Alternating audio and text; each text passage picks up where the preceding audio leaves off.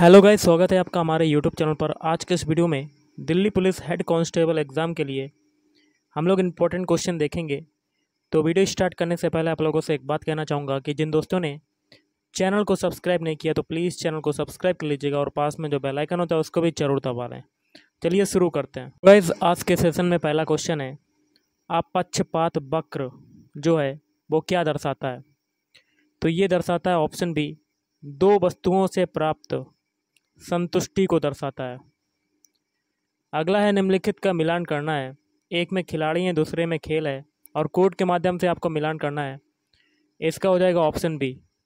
पहला देखिए, अजिंक्य रहाणे, इसका हो जाएगा क्रिकेट। फिर है अपूर्वी चंदेल, इसका हो जाएगा निशानेबाजी। फिर आपका ऑप्शन तीसरा है ऋतु रानी, इसका हो जाएगा हॉकी।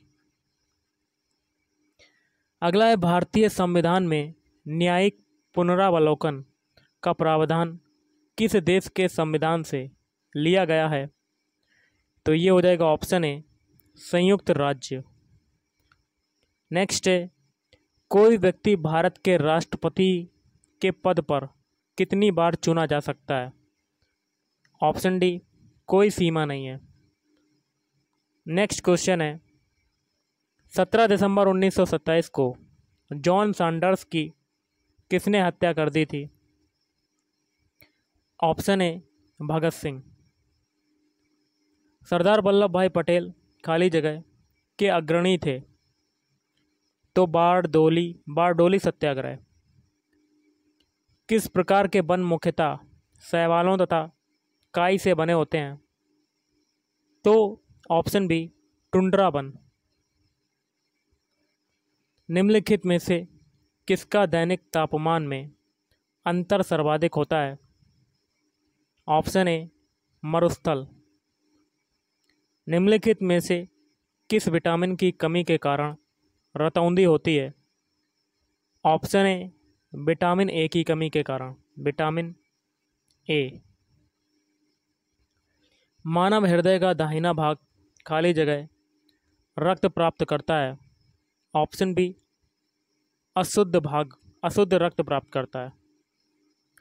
अगला है, निम्नलिखित में से कौन मानव शरीर की विशालतम ग्रंथि है? ऑप्शन बी, जिगर। द्रव चालित लिफ्ट किस सिद्धांत पर कार्य करती है? ऑप्शन बी, पास्कल के सिद्धांत पर कार्य करती है। किस तापमान अथवा डिग्री सेल्सियस में पर सेल्सियस तथा फ़ारेनहाइट स्केल पर अंकीय मान समान हो जाते हैं? Option A, -40। MICR के असंक्षिप्त रूप में आई का क्या अर्थ होता है? ऑप्शन सी, स्याही या इंक। ठोस अवस्था से सीधे गैसीय अवस्था में परिवर्तन की प्रक्रिया को क्या कहते हैं? तो उसको कहते हैं ऑप्शन सी, उत्सादन।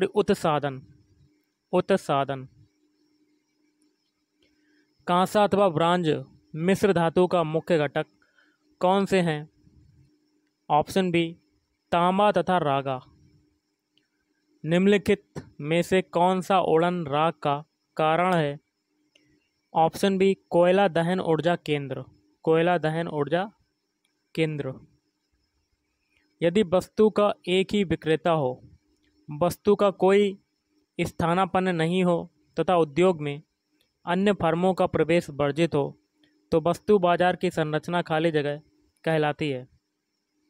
ऑप्शन बी, एकाधिकार कहलाती है। सापेक्षता का सिद्धांत किसने विकसित किया था? अल्बर्ट आइंस्टीन ने। अगला है, क्वींसबरी नियम एक नियम संग्रह है जो निम्नलिखित में से किस खेल पर सीधा प्रभाव डालता है? ऑप्शन बी, मुक्केबाजी पर। निम्नलिखित में से कौन एक विशिष्ट चित्रकार है? तो अमृता शेरगिल। अल्पकालीन औसत लागत वक्र खाली जगह आकार के होते हैं। ऑप्शन ए, यू आकार के। Hema Malini beyond the dream girl किस लेखक अथवा लेखिका द्वारा लिखी गई है? तो रामकमल मुखर्जी। विदेशी अधिकार क्षेत्र भारत के संविधान की 7वीं अनुसूची में दी गई खाली जगह सूची में सूचीबद्ध है? तो ऑप्शन ए केंद्रीय।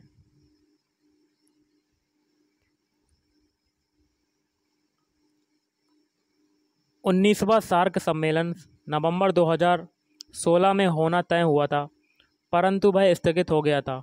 कौन सा देश उसका मेजबान था? Option D Pakistan.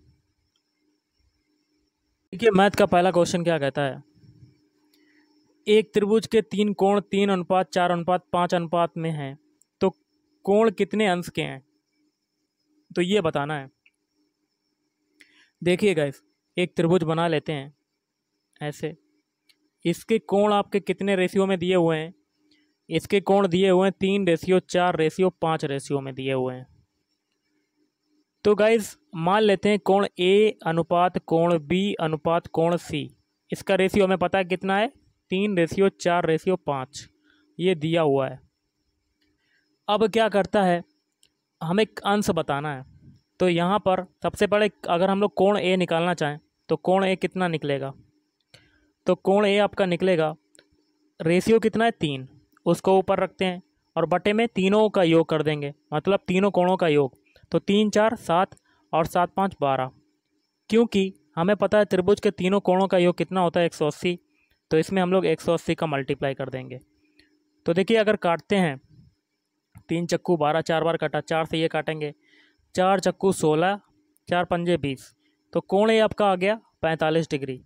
इसी तरह कोण बी निकाल लेते हैं। कोण बी रेशियो कितना है 4, 4 को ऊपर रखते हैं और बटे में 12 टोटल कोण का योग और इंटू 180। तो देखिए 4 3 12, 3 बार गया, 3 से ये काटेंगे, 3 6 18, तो 60 डिग्री आपका कोण बी आ गया। कोण सी अगर निकालना है तो कोण सी कितना रेशियो है 5, तो 5 को ऊपर और टोटल कोण को नीचे और 180 मल्टीप्लाई। तो 5 से 5 नहीं कटेगा आपका, 12 से काटते हैं इसको, 12 एकम 12, 12 पंजे 60 और 15 का 5 में मल्टीप्लाई करेंगे तो 15 पना 75 डिग्री। तो तीनों कोण आपके कितने कितने अंश के आ गए, 45 डिग्री कोण ए आ गया और कोण भी आ गया 60 डिग्री, कोण सी आ गया 75 डिग्री। तो आपका आंसर क्या हो जाएगा, option C. Option C is right answer. अगला क्वेश्चन है, 75 से 97 तक की सभी प्राकृतिक संख्याओं का योग क्या होगा?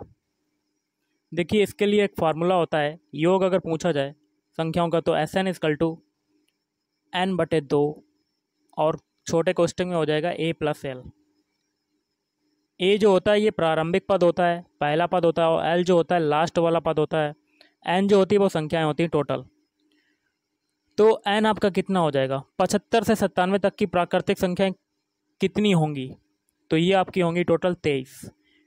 ओके गाइस, प्राकृतिक संख्याएं 75 से 97 तक आप पूरी संख्या गिन सकते हैं, तो टोटल निकलना है 23।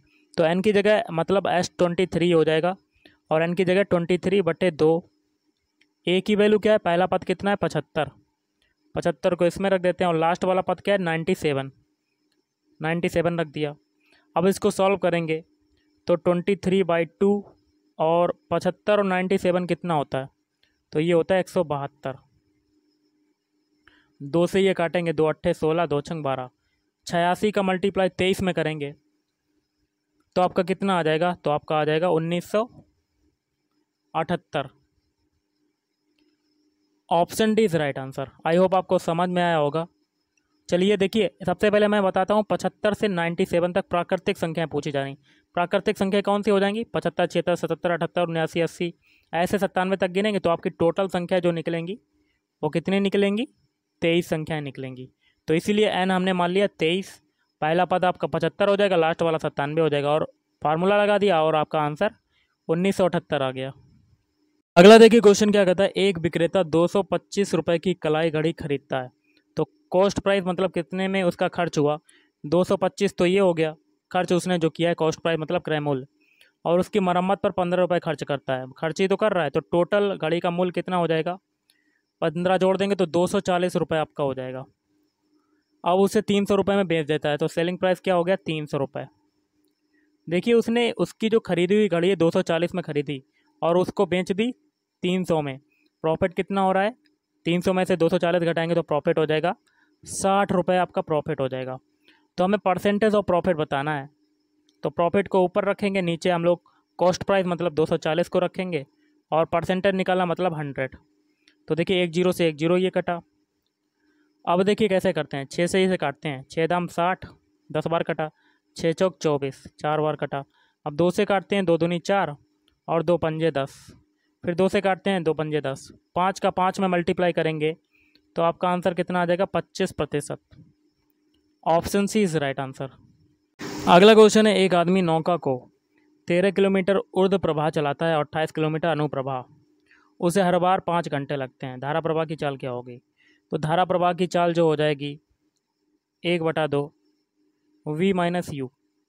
v जो हो जाएगा वो अनुप्रवाह की चाल और u हो जाएगा ऊर्ध्व प्रवाह की चाल, तो रख देते हैं 1/2।